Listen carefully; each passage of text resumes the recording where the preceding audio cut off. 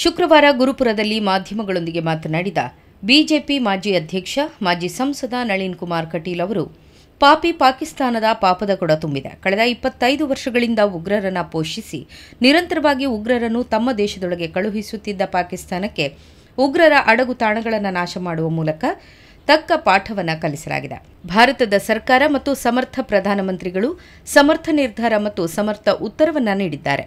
ಪಾಕಿಸ್ತಾನ ನಾಗರಿಕರ ಮೇಲೆ ದಾಳಿ ಮಾಡುತ್ತಿದ್ದೀಯಾ, ಅದಕ್ಕೆ ನಮ್ಮ ಸೇನಾ ಪಡೆಗಳು ದಿಟ್ಟವಾದ ಉತ್ತರ ನೀಡಿವೆ ಎಂದರು. ಪಾಕಿಸ್ತಾನದ ಪಾಪದ ಕೊಡ ತುಂಬಿದೆ ಅಂತ ಅನಿಸ್ತದೆ. ನಿರಂತರವಾಗಿರ್ತಕ್ಕಂಥ ಕಳೆದ 75 ವರ್ಷಗಳಲ್ಲೂ ಉಗ್ರರನ್ನು ಸಾಕಿ ನಮ್ಮ ದೇಶದ ಮೇಲೆ ಚೂ ಬಿಡ್ತಕ್ಕಂಥ ಕೆಲಸವನ್ನು ಮಾಡಿತ್ತು.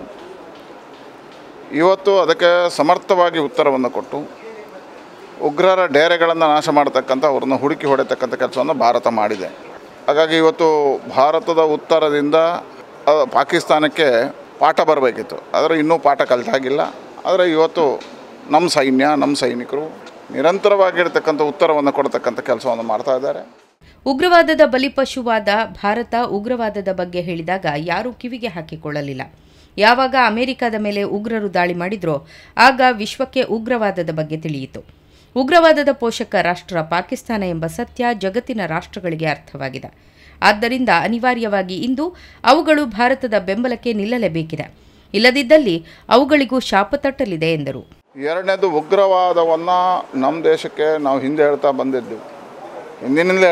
ಪಾಕಿಸ್ತಾನ ಉಗ್ರವಾದವನ್ನು ಪೋಷಣೆ ಮಾಡ್ತಾಯಿದೆ, ಉಗ್ರವಾದವನ್ನು ಪೋಷಿಸ್ತಾ ಇದೆ. ಯಾವಾಗ ಅಮೇರಿಕದ ಮೇಲೆ ದಾಳಿ ಆಯಿತು, ಆಮೇಲೆ ಜಗತ್ತು ಒಪ್ಪಿತು. ಲಾಡೆನ್ ಮಾಡಿರ್ತಕ್ಕಂಥ ಆಕ್ರಮಣಕ್ಕೆ ಎಲ್ರಿಗೂ ಸ್ಪಷ್ಟ ಆಯಿತು, ಉಗ್ರವಾದ ಜಗತ್ತಿನಲ್ಲಿ ಕೇವಲ ಭಾರತಕ್ಕೆಲ್ಲ ಎಲ್ಲ ದೇಶ.